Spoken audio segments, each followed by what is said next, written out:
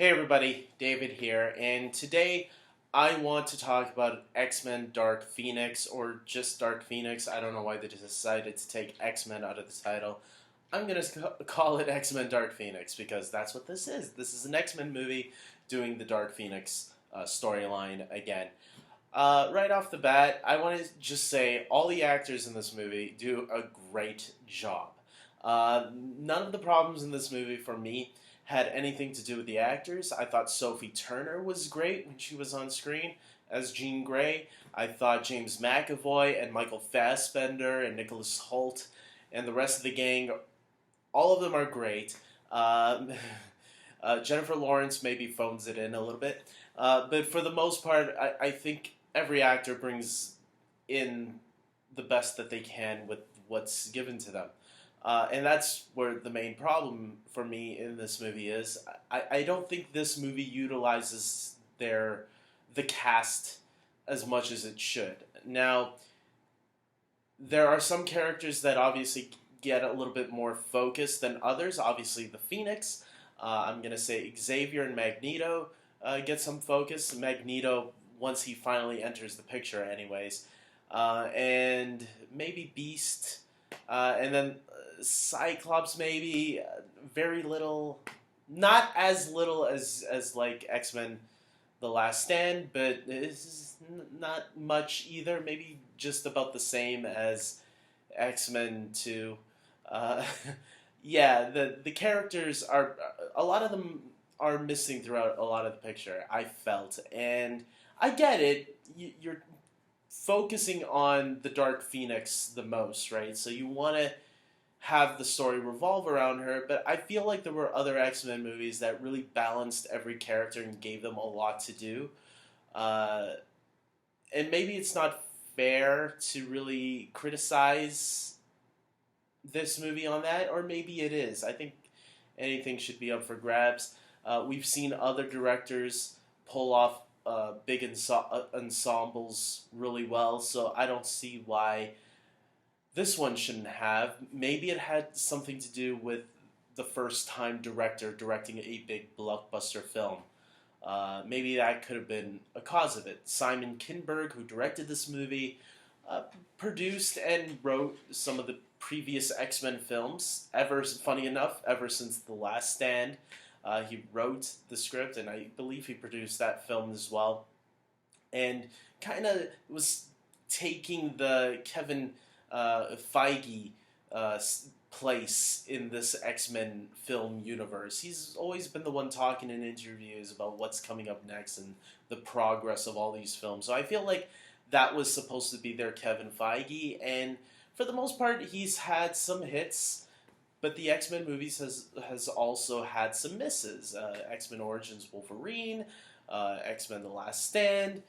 Some people felt X-Men Apocalypse, which brings me to also say, some people are saying they found this movie to be better than X-Men Apocalypse. I'm going to be one of the few people that actually say I actually like X-Men Apocalypse a little bit more than Dark Phoenix. I can't put my finger on it exactly. I do like this movie more than X-Men The Last Stand and X-Men Origins Wolverine. But for me, I actually put Apocalypse over this film. And I think for me, it has to do that this film is a very bleak and serious film. People talk about Batman v Superman being dark and serious. Yes, that is true. But for myself, I felt at least Batman v Superman for me, it felt like it moved along at an even pace. Where this movie, there are moments where I'm like, man, I wish we could just move on to the next scene. There were moments of me being that way. In some ways, I was happy the movie doesn't feel crammed. But at other moments, I was like, I felt certain scenes didn't need to be there. And I felt that we could have used a little bit more time with some of the other characters, maybe a little bit more levity. I will say, if Quicksilver is one of your favorite characters because of the last two X-Men films, because let's face it, In Days of Future Past and in X-Men Apocalypse, he stole the show in both of those movies with that one moment. And the trailers make it look like we were going to have another moment with that, but we don't. I'm going to say he is probably the least used in this movie. And that's not a spoiler. That's helping you guys. If you guys were hoping for that big Quicksilver moment, it's not in this one. The X-Men movies have a tendency to drop the F-bomb in a couple of their films ever since X-Men First Class.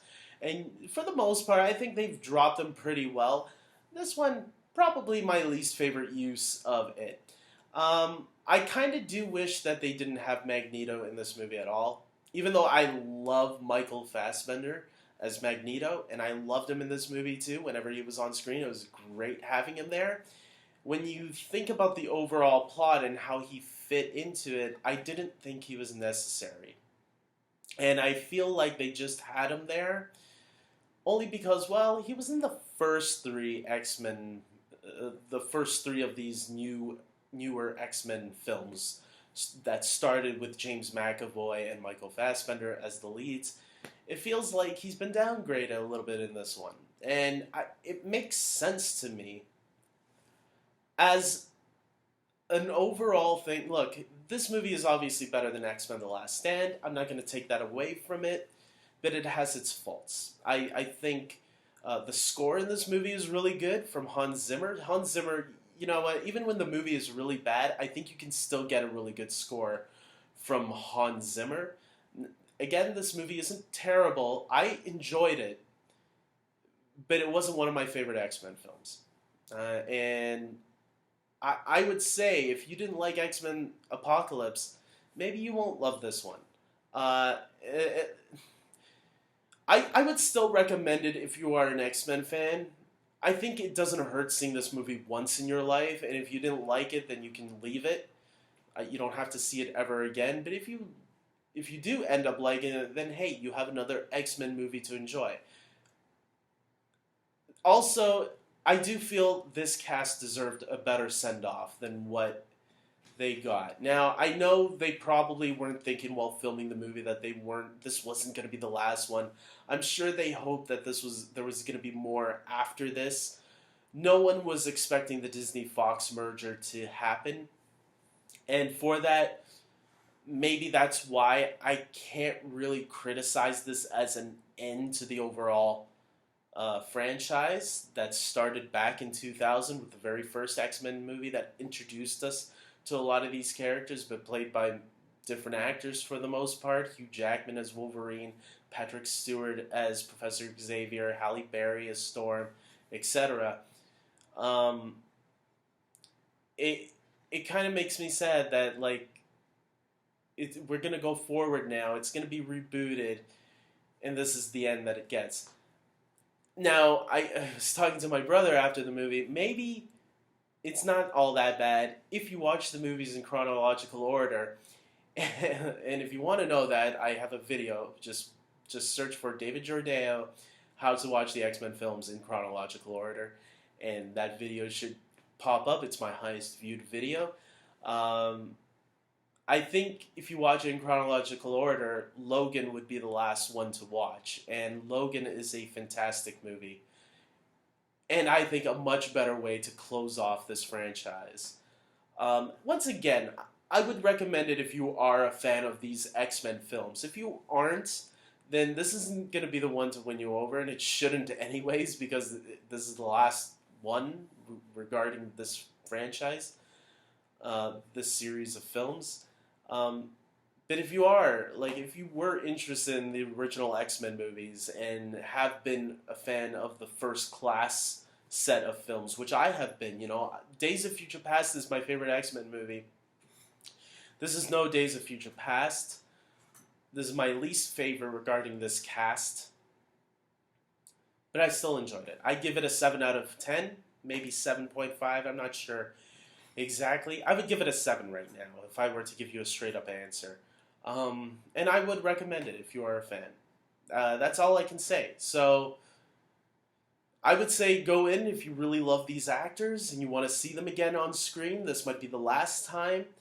But if you're expecting something mind-blowing, this is no Endgame, so don't go in expecting that.